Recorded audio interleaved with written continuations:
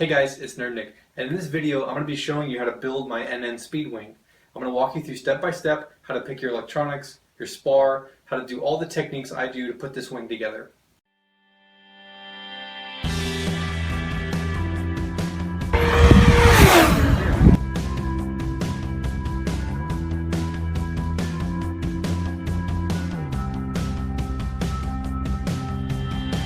Now my wing design has really pushed the Dollar Tree foam board community forward.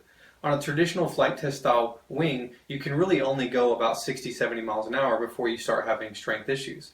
On this wing, you can go over 120 miles an hour all day, no problem. This is a 40-inch wing, features fully functional flaps and aluminum spar. That's where the strength comes from. I've done stress tests on this wing, and sitting at mean air chord with weight in the middle, it can hold over 70 pounds. So there's no way you can break this wing while you're flying. The performance you get is just unreal. The way the plane carries its weight and just cuts, it's amazing. So grab your plans and remember that black is a full cut, red is a 50% cut, and green is bevel or reference. And let's go ahead and get started. For my aileron servos, I'm going to be using these Emax 12-gram Metal Gear servos. These are model number ES08MA. And I'm going to be using these because my plane's going to be going over 100 miles an hour. So if you plan to push high speeds, definitely look at getting some 12-gram Metal Gear servos. If you're not going to be going that fast, then some regular 9 grams will work just fine. Now the Speedwing comes with the option of flaps. If your plane's going to weigh over 900 grams, then I would highly recommend them, but they're not required. It just makes hand launching and belly landing a lot easier. One thing to note, when you're setting up your servos for your flaps, these need to have identical orientation. This is because they're actually going to sit in the wing in the same direction, because when you send the signal for the flaps through the Y cable, we want the servo arms to move in the same direction. On your spar, you're going to have 3 options. The first is just the standard foam spar. If you go with this setup, you're only going to be able to run about a 200 watt motor. So if you want to run higher power than that, then you need to look at the basswood spar. Now this is made of 1/8 inch basswood, and I get this stuff from Hobby Lobby, and it comes in 3-inch by 2 feet strips, and it's about $2. The plans will come with the template for this, so you can cut it out and you're ready to go. This is going to give you enough performance to run about 500 watts. Now if that's still not enough and you want to go even higher, you have the option of the aluminum spar. Now this one doesn't really have a speed or weight limit because I haven't found it yet. I've run a plane with over 1500 watts at a 40-inch size on this aluminum spar and haven't had any problems. This is made from 1/16 inch aluminum that's 1/2 inch tall. If you buy a kit from me, it's going to come pre-cut and in the kit already all set for your dihedral. If you do not buy a kit and you'd like to still make a spar like this, what you need to do is head over to Lowe's or Home Depot and pick up one of these guys. You can buy this aluminum stock, usually comes in about 3 feet, but you can cut it down to the 24 inches that's required. And again, this is 1/16 inch wide at 1/2 inch tall. Once you have this aluminum, all you need to do is take your hacksaw and you're going to cut right in the middle. So at 12 inches, you're going to cut halfway through it. And what that's going to do is let you bend the spar to give you the right dihedral.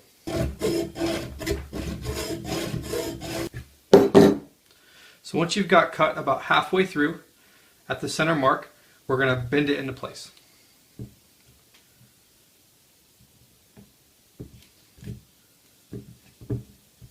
As you bend it, the cut that you just opened up is going to close, and it's going to leave you with a few degrees of dihedral. If you want a lot more, you can widen that cut a little bit and bend it a little bit more. I found that a single hacksaw blade width of cut is enough to give you the proper dihedral. At this point, you need to decide whether or not you're going to move forward with flaps or not. On the P39, there's indicator lines on the top wing of where the flaps go. And on this plane, they actually cut out of the top wing and the flap swivels down. On my other Speedwings, there may be a 50% cut line on the bottom wing, and in that case it may be split flaps. So take a look at the pictures and other reference images to verify how you're going to cut those flaps. In this case we will be using flaps, so I want to go ahead and make sure I take my razor and cut through these indicator lines. What I want to make sure is that once I'm done, if I flip the wing over, you should be able to see where the flap outline is. You're going to do that same thing on your aileron.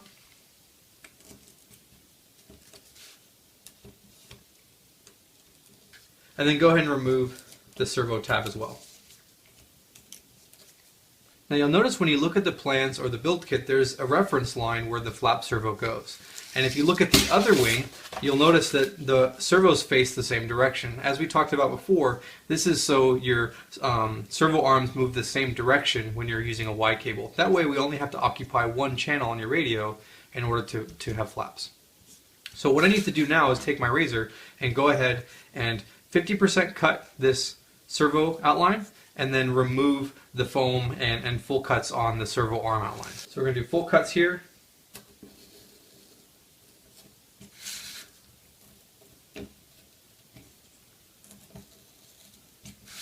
And then just 50% cuts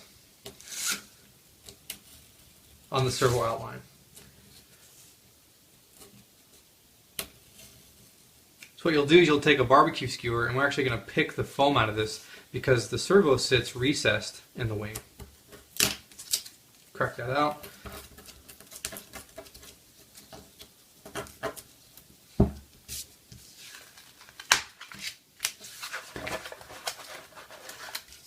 And then go ahead and do the same thing on the aileron servo as well. You also see some spar notches. You want to do the same thing where you 50% cut and then you dig the foam out so there's no exposed hole on the other side. You want it to be nice and clean.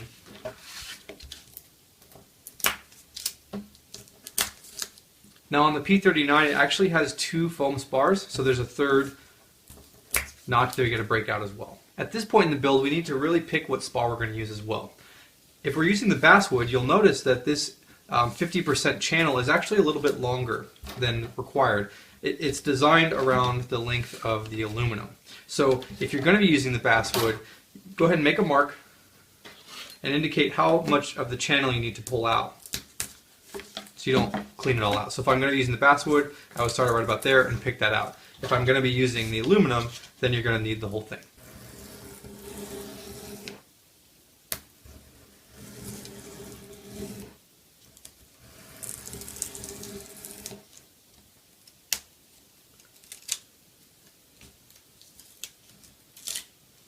Then go ahead and peel the paper off this top servo section.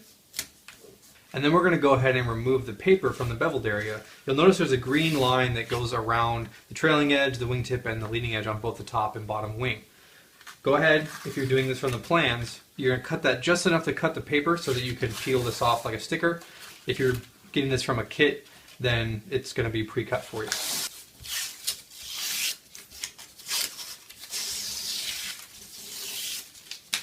Now I've added the bevel lines to make sure you get the proper airfoil, so keep to them as best as you can. We remove the paper because it's a lot easier now to sand or to use your razor blade to bevel this down. What I would recommend doing is getting like a larger knife. This is just a kitchen knife that I picked up, my wife had, and I stole it from the kitchen. And it works really well to cut larger amounts of foam versus using just an individual blade. I would highly recommend for safety that you get a sanding block and do this.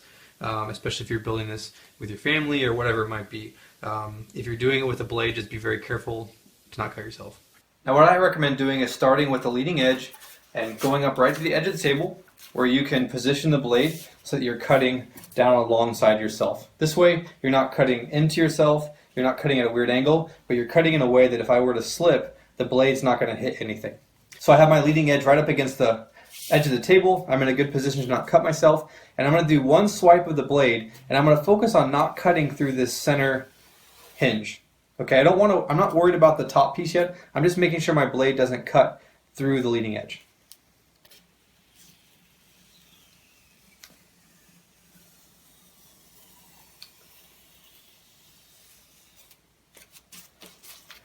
Once you've got that done, now I'm going to come back with a second pass, and I'm going to rest my blade up against the paper as a guideline, and I'm just going to run down.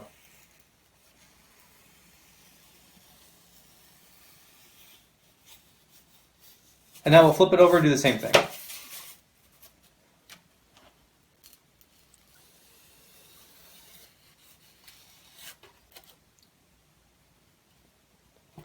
Now that we got that, we're going to go ahead and focus on the trailing edge. What I like to do is start off with one swipe with the box cutter, and I put the edge of the foam right up to the edge of the table, and I rest my blade up against the table. So this way I don't cut into the paper, into the foam too deep. So I use the table to rest my blade, and now I just do one swipe. And what I just did is gave myself a nice trailing edge without having to focus about how deep to hold the blade or anything. It's all based on the table's position. Now, this is where I'm going to switch over to using my bigger blade, because this guy doesn't do very well to cut this thick. This is almost 2 inches worth of foam we have to remove. So I'm going to take my bigger blade and I'm going to start just kind of cutting through it. Again, I'm focusing not to cut through the paper on the trailing edge.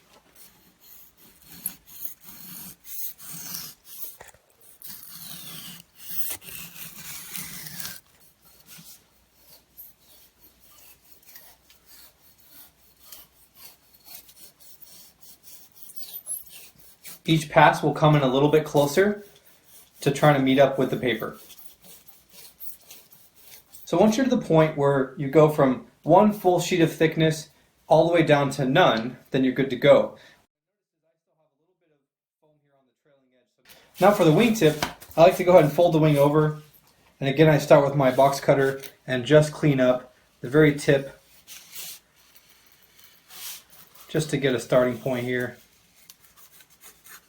And then I'm going to come back with my blade, my knife here, and I'm going to go ahead and get the rest removed.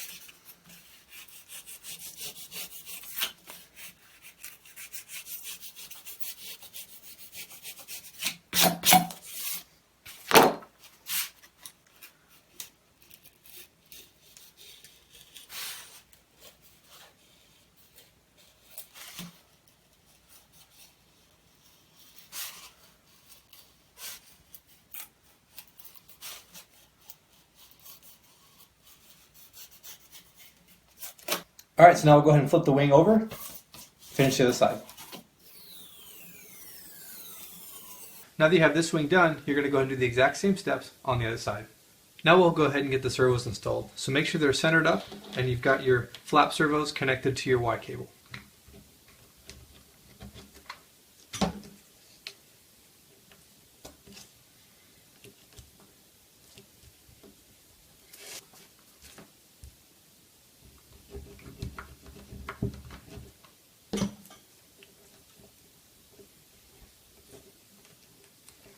Now it's a good idea to go ahead and tape these leads down just so they don't get in the way as you're working on the next parts here.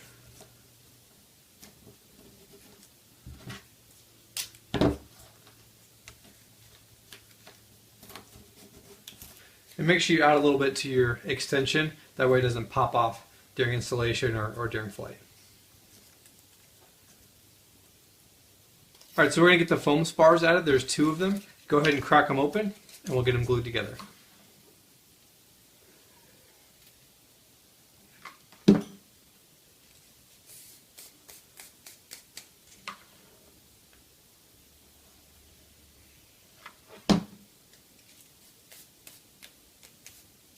The long spar is going to run up against the aluminum or basswood, and it sits just in that channel, goes all the way to the end of the paper there. This one you can go ahead and glue into place.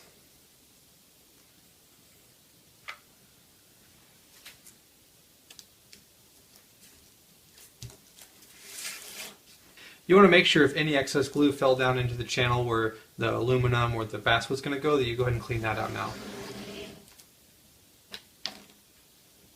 Then we'll go ahead and glue this spar into place.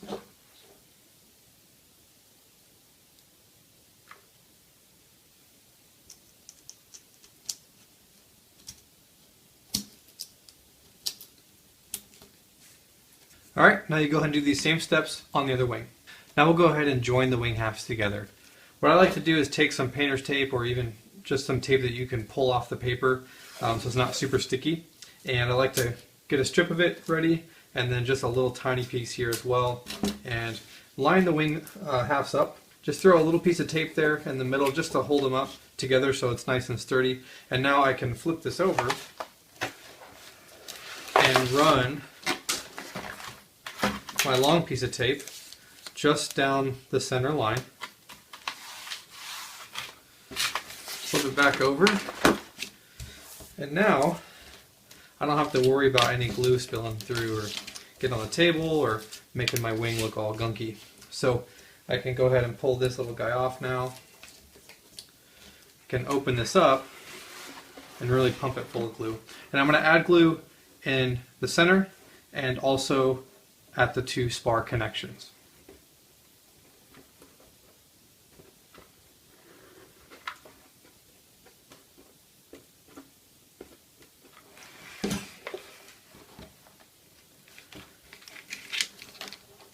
And before the glue dries, make sure you go ahead and clean out the center here where the spar is going to go, the aluminum spar, just to make sure no glue is built up.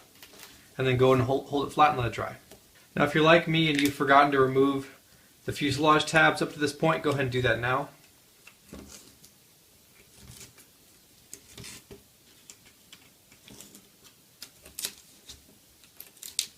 Once that glue is dry in the center, you can go ahead and take off the tape from the back side.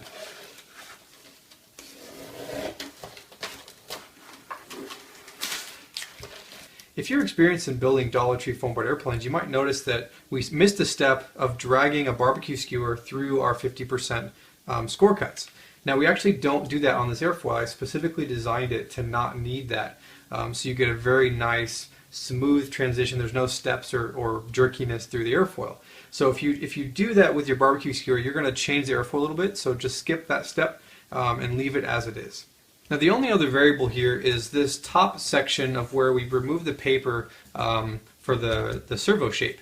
Now this is like this because depending on how thick your servo is, you may need to either remove this foam, you may need to use your hot glue gun and melt the foam a little bit just to give it a little extra space, and that's really going to depend just on how thick that servo is. So the only way to figure this out is to do your fold over and take a look and see how much the servo is hitting or not hitting this area here. So the way I do that is I take my wing and I'm going to use my whole arm now. I'm going to slowly bend it over. I'm not going to focus on the trailing edge. I'm going to stay my pressure towards the leading edge, and I'm going to slowly fold this over so that I get my airfoil creases going.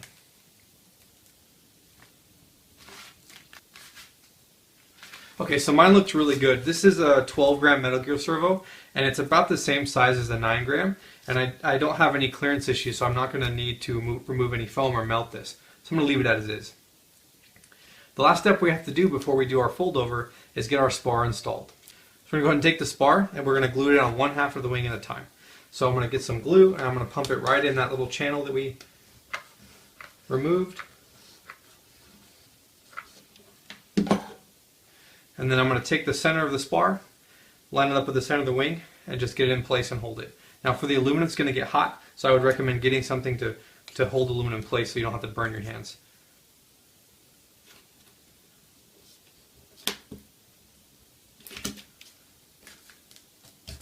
The heat transfers very quickly on this aluminum. Now on the other side, we're going to do the best we can just to get the glue nozzle in there and fill the channel.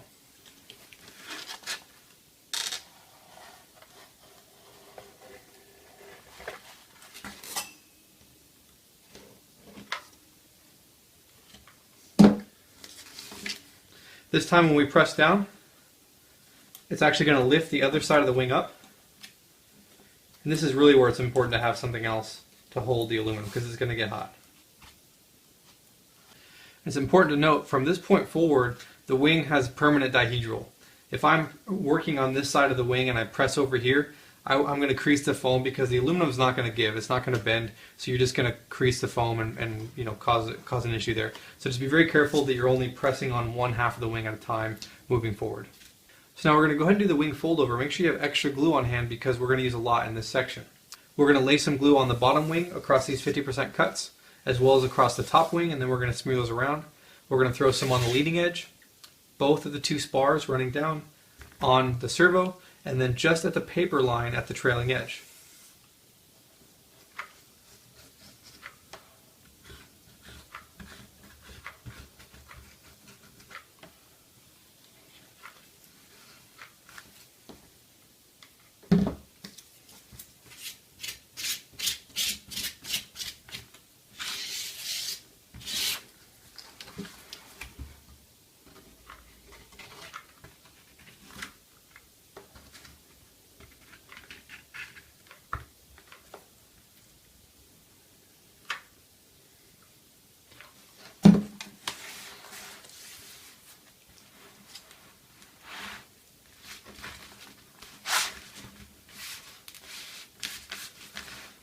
Now when you do your fold over, you're going to focus your energy on the trailing edge where you have that bead of glue, and then across the center section where the spars are.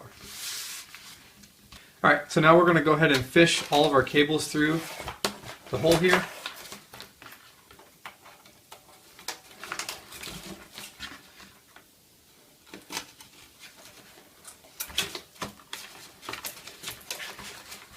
Then we'll go ahead and do the same beads of glue on this side.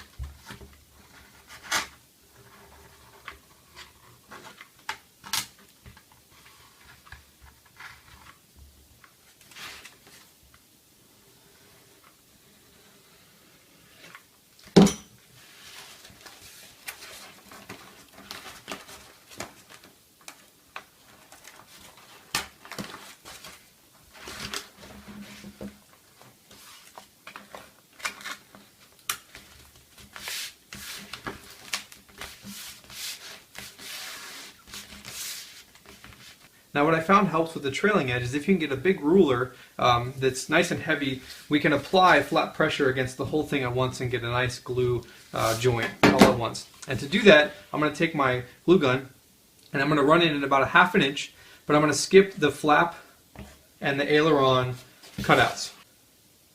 Skip our first section.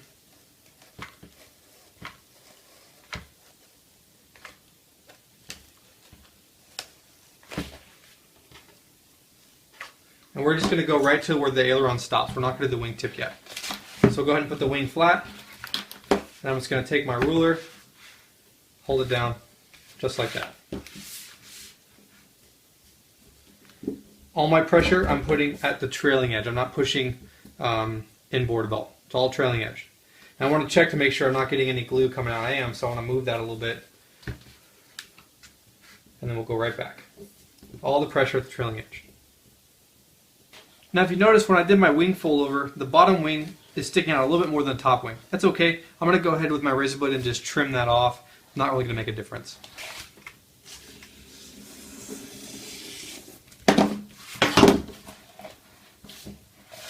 Now for the wingtip, what I found what works really well is to take a bit of glue and go right in the center.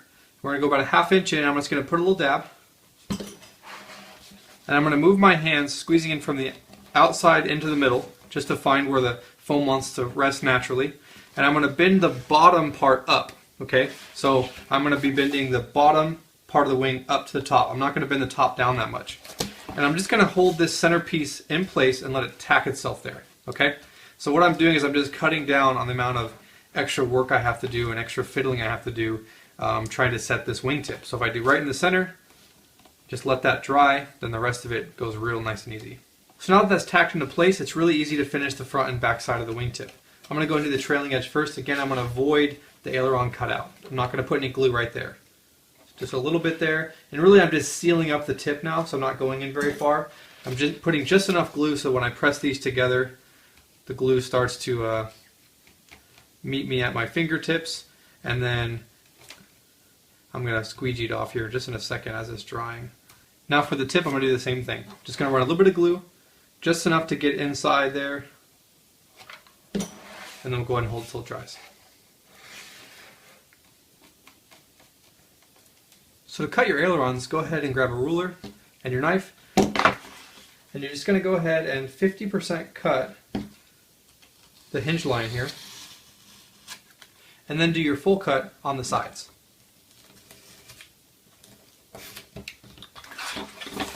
Now what you want to do is just give a feel and see how much give there is. This is still very sturdy because I have another layer of foam to go through. So I'm going to take my knife and just slowly work it and then just check again. It's feeling better.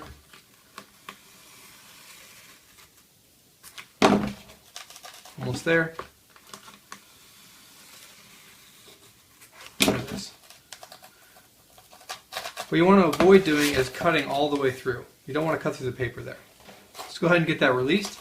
Then I'm going to go ahead and take my ruler and come back just about 1 millimeter or 2. above the hinge line and do a 50% cut.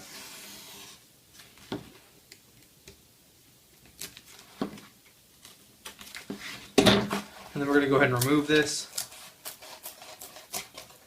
And now we take our blade and we're going to go ahead and bevel out the center here. Again, I'm going to make sure I don't cut through the hinge line. And then I'm going to use this top line that I just cut as a guide to rest my blade against.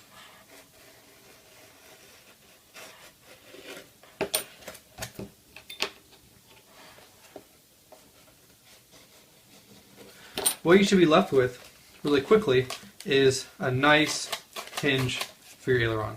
Now if you don't want to hear any of that dragging, you can go ahead and clean up these the edges here just so it doesn't touch, but you should get a decent amount of deflection there. And you can really go more if you want. The aileron throw on this plane can be pretty severe and not have, you know, super bad tendencies. It doesn't roll super fast anyway, so you can go even more. I'm going to leave it right about there. That's enough for me.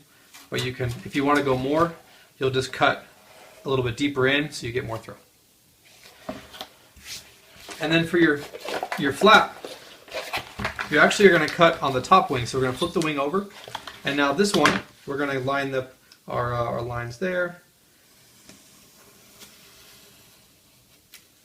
and then we'll go ahead and do our full cut here. And then this one's almost done because the aileron lines up, so you just have a little bit more up top to line up. There's that. And now we're going to do the same thing. We're going to feel if there's any give, and we're going to keep going a little bit deeper until we get some movement.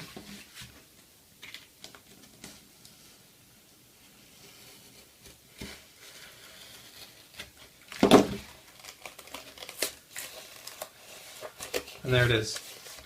So on this plane, you don't have to do any beveling for the flap. It's going to sit flush when the plane is flying normal, and then it's going to kick down during, during flap deployment. So there's no beveling required. That's it. Just clean up your edges as you see fit, and there you're good to go.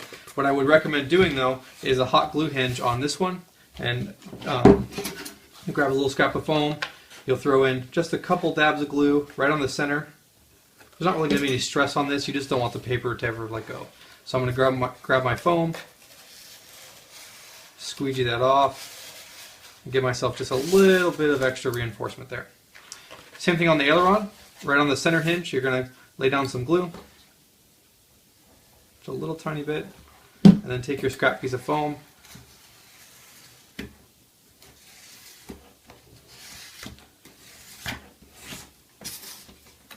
that's it. Go ahead and repeat the process on the other side. So there you guys have it, your completed wing. Now the steps we just went through are specific to the NMP39. However, any of the SpeedWings that I've designed should follow the same process. So you can take any of the plans I've released, or even a new wing that you'd like to see me design, and you can use this same video to walk through it. So if you guys have a suggestion, let me know. If you do build one of my wings, please share. I'd love to check it out. But until then, we'll see you next time.